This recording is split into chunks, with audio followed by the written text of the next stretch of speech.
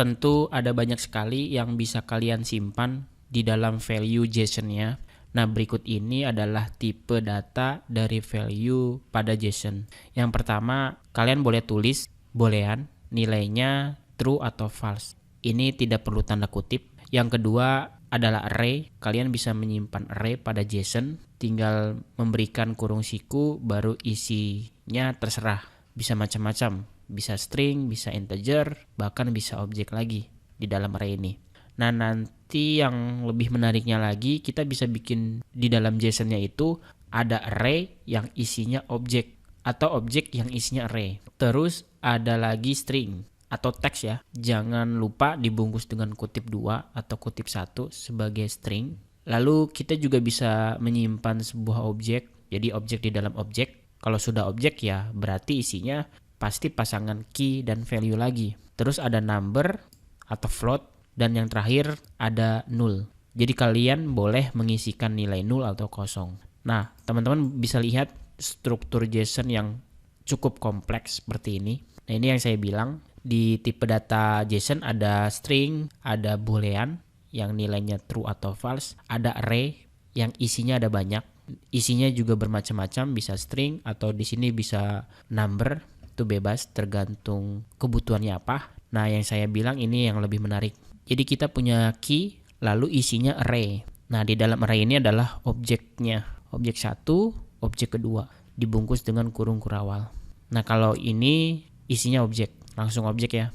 Kalau ini array yang bisa kita simpan beberapa objek, tapi kalau ini cuma satu objek kita simpan. Pokoknya kurang lebih seperti ini gambaran dari format JSON-nya. Jadi itu semua adalah tipe data yang boleh kita simpan sebagai value di dalam JSON. Nah, sekarang bagaimana kalau kita langsung praktek untuk mencoba membuat file JSON yang sangat sederhana. Jadi silakan teman-teman siapkan kode editornya, lalu buat folder baru di htdocs-nya, terus dikasih namanya API dasar. Nah, nanti folder API dasar ini akan ada file-file latihannya. Kalau sudah dibuat foldernya, kita buka atau kita drag ke kode editor Sublime Text-nya. Tentu bukan yang objek ya, ini objek latihan yang sebelumnya. Saya akan drag folder API ini ke Sublime Text. Ini kita remove saja, ini kita delete. Di bagian folder ini kita akan buat file baru, yaitu file JSON. Jadi pastikan teman-teman buka kode editor lalu buka folder projectnya ke Sublime Text-nya. Jadi kita mulai, kita akan buat file JSON, misalnya kita kasih namanya hero.json. Seperti ini. Jadi pastikan format extensionnya .json atau .json. Jadi namanya baru diikuti dengan extensionnya. Cara buatnya ya sederhana. Kita mulai dengan kurung kurawal, pembuka dan penutup. Ini adalah objek. Nah, di dalam objek kita mau menyimpan beberapa properti. Lalu di sini kita menuliskan pasangan key dan value-nya. Jadi key .2 lalu value-nya misalnya kita tulis aja di sini Laila. Nah, ini sudah merupakan format JSON yang valid. Tapi bagaimana kalau misalnya kita ubah formatnya jadi sedikit lebih bervariasi? Ya misalnya sesuai dengan namanya, kita akan buat data hero untuk menampung data-datanya. Pertama ada nama, .2, lalu namanya itu dibungkus dengan string atau kutip 2 sebagai isi value dari si namanya. Lalu properti berikutnya kita pisahkan dengan koma. Misalnya yang kedua apa nih? Level. Ingat key selalu pakai kutip 2. Nah, level di sini angka ya. Kalau angka ya berarti tidak perlu pakai kutip 2 atau 1. Kita langsung nulis aja angkanya di sini. Level 5 misalnya. Selanjutnya kita kasih koma lagi. Misalnya untuk mengecek apakah hero ini sudah bertarung atau belum. Nah, kita kasih key namanya ranked di sini. Terus diisi boolean. Kalau sudah ranked, kasih true. Kalau belum, ya false. Anggap aja kita belum bertarung. Kita gunakan false misalnya. Lalu hero ini termasuk jenis apa? Ya, kita tulis rule di sini. Pastikan huruf kecil semua. Jadi rule titik 2, misalnya di sini hero jenisnya fighter atau bertarung. Lalu berikutnya kita menambahkan rank atau pangkat. Pangkatnya apa nih? Kalau pangkatnya banyak, kalian bisa simpan ke dalam sebuah array. Ya, misalnya kita tulis saja di sini elite, ada master, dan ada apa lagi? Epic. Nah, ini kalau yang sering main Mobile Legends pasti tahu. Jadi tulis aja di sini array-nya. Kalau kalian mau nambahin lagi ya silakan. Jadi value-nya bisa string, integer, boolean, array, bahkan objek. Nah, misalnya hero ini punya lawan kuat. Lalu lawan kuatnya ada 2. Maka kalian bisa buat objek pakai objek lagi. Jadi tinggal tulis aja nih di sini lawan kuat misalnya. Lalu kita tulis isinya pakai objek. Lalu di dalam objek pasangan key dan value lagi. Misalnya kita tulis hero 1. Siapa nih hero 1? Misalnya hero pertama ada Mia sebagai hero lawan kuat dari Layla. Lalu selanjutnya hero 2 ada Balmond. Nah, ini dia 2 hero sebagai lawan kuat dari Layla. Ini contoh aja. Pokoknya penulisan JSON yang valid seperti ini. Ada string, number, boolean, array, bahkan ada objek di dalamnya.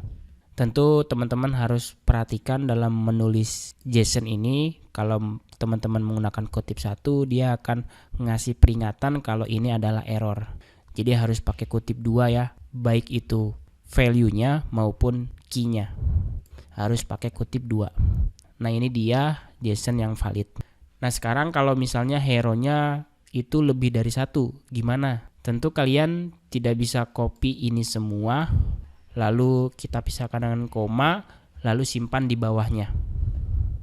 Nah, kalau seperti ini adalah JSON yang tidak valid. Ini akan error. Kalau ingin seperti ini, maka kalian harus menyimpannya dulu ini semua ke dalam sebuah array. Caranya kasih kurung siku, pembuka penutup, baru di dalamnya kita simpan objek tersebut. Kurang lebih seperti ini. Jadi sekarang JSON kita berisi array yang di dalamnya ada 2 objek. Objek pertama, objek kedua. Nah, ini dia baru JSON yang valid, JSON yang benar. Begitu teman-teman. Gimana? Paham nggak? Kita coba akses deh data JSON ini. Silakan buka Google Chrome-nya. Lalu saran saya kalian install deh sebuah extension namanya JSON View. Di bagian kanan atas teman-teman bisa download yang ada titik 3 di sini. Kita klik aja, terus kita pilih More Tools Extension. Kemudian di sebelah kiri di sidebar-nya kita cari Open Chrome Web Store. Nah, teman-teman tinggal cari saja nama extensionnya adalah JSON View. Nah, teman-teman install yang ini yang dibuat sama Gildas, JSON View-nya. Kalau ketemu tinggal add to Chrome untuk menambahkan ke Google Chrome-nya. Nah, buat apa sih JSON View ini? Ya, biar tampilan JSON-nya itu lebih enak dilihat dan mudah dibaca. Kita bisa buktikan setelah teman-teman install JSON View ini, teman-teman bisa ketikkan localhost API dasar. Jadi kita buka localhost, arahkan ke folder project-nya yaitu API dasar, dan kita akses filenya hero.json. Nah, ini berikut tampilan dari hasil JSON-nya. Nah, kalau format JSON-nya benar, tampilnya ya seperti ini.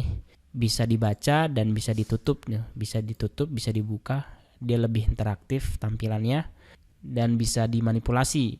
Tapi kalau formatnya tidak valid atau format JSON-nya salah, misalnya kita tidak menggunakan array sebagai pembungkus objek-objek tersebut, kita save, maka tampilannya seperti ini. Dikasih tahu kalau ada yang salah dari format JSON-nya. Jadi perhatikan penulisan JSON-nya. Saya harap teman-teman tidak ada yang error dan tampilnya seperti ini. Oke, jadi itu dia JSON yang sangat sederhana. Tentu kedepannya kita jarang sekali membuat JSON manual seperti ini. Biasanya JSON itu di-generate. Contohnya kalau kita punya REST server, biasanya JSON-nya di-generate dari server kita sendiri. Entah itu dari objek atau array, mau diubah ke JSON supaya orang bisa mengaksesnya. Atau kebalikannya, kita mau bikin REST client, lalu ambil JSON dari orang lain. Kita ambil JSON, lalu kita ubah JSON-nya jadi sesuai dengan keinginan kita. Misalnya kita ubah jadi array asosiatif di PHP atau jadi objek di dalam JavaScript-nya. Nah, nanti kita akan lihat contohnya deh, bagaimana cara bekerja dengan JSON menggunakan PHP dan bekerja dengan JSON menggunakan JavaScript.